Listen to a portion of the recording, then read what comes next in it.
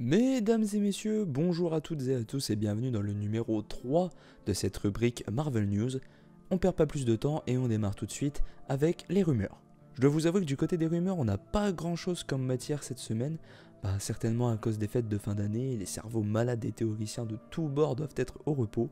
Tout d'abord, je peux vous dire que Tenoch Huerta apparaîtrait dans le prochain film Fantastic Four, qui est toujours autant entouré de mystères. Et certains réseaux qui ont souvent eu des théories assez justes comme Marvel Fan Forever prétendent même que les 4 Fantastiques apparaîtraient dans une scène post-générique d'Ant-Man et la Guêpe Quantumania et qu'ils apparaîtraient aussi dans Avengers 5.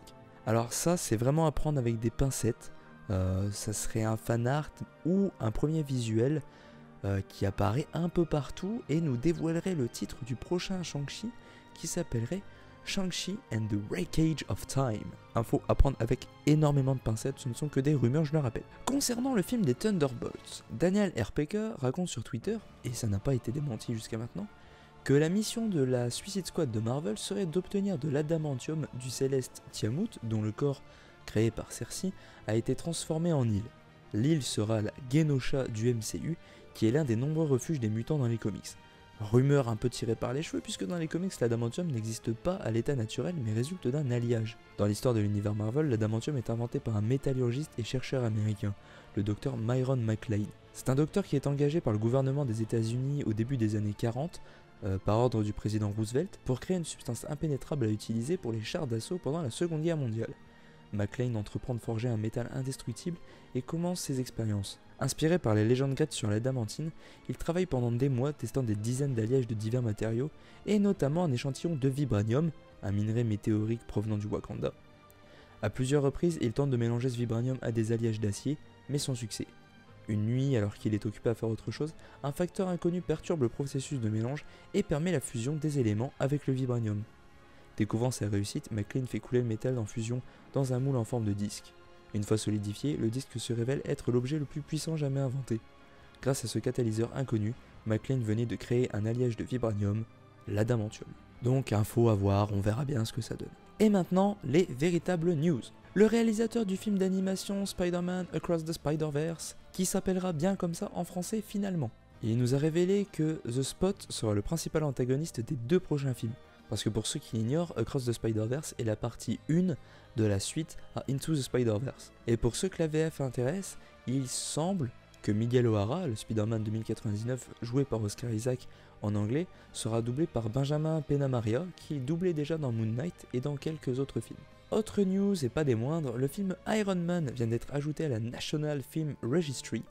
Cette institution conserve un ensemble de films américains sélectionnés depuis 1989 par le National Film Preservation Board dans la bibliothèque du Congrès aux États-Unis. À la fin de l'année, environ 25 titres sont ajoutés qui, d'une part, dataient d'au moins 10 ans lors de leurs inscriptions et qui, d'autre part, présentent une importance culturelle, historique ou esthétique. L'entrée au registre d'un film implique pour l'organisme la mise en œuvre des moyens de sa conservation et de sa préservation.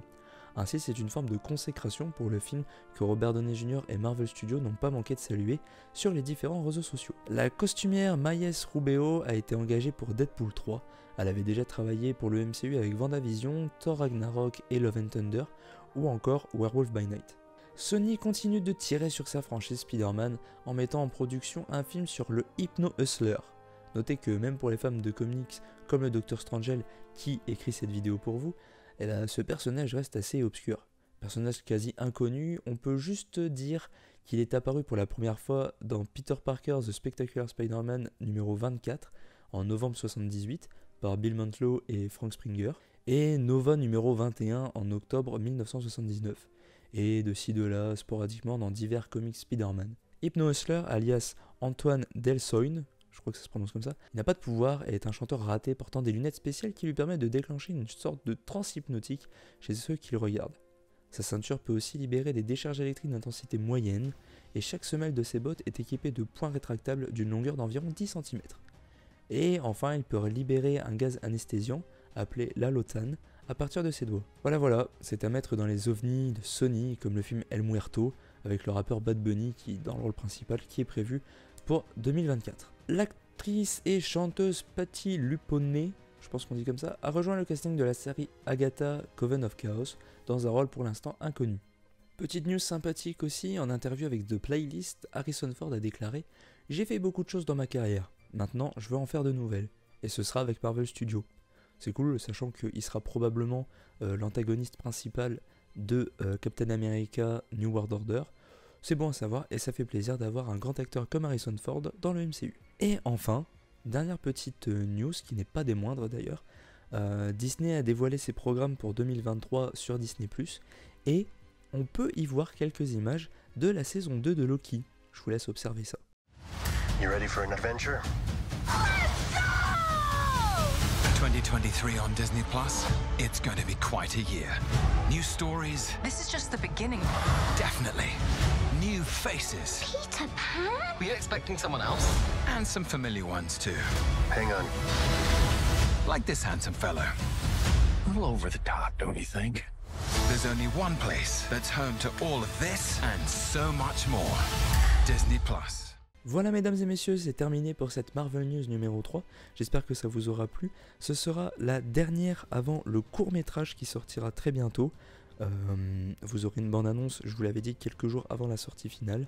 Et en attendant, je vois que les Marvel News ça vous plaît beaucoup. Donc je tiens à remercier le Dr Strangel qui récolte les news un peu par-ci par-là pour les mettre à l'écrit et que je puisse vous faire ces vidéos, c'est vraiment gentil de sa part. Et je suis content que ça vous plaise autant, on a atteint à peu près les 100 vues à chaque fois sur les 2 premières vidéos. Donc j'espère que ça va continuer avec celle-ci. En tout cas, merci d'être resté jusque là, et n'oubliez pas le mot de la fin parce que moi je ne l'oublierai pas. Bonne soirée!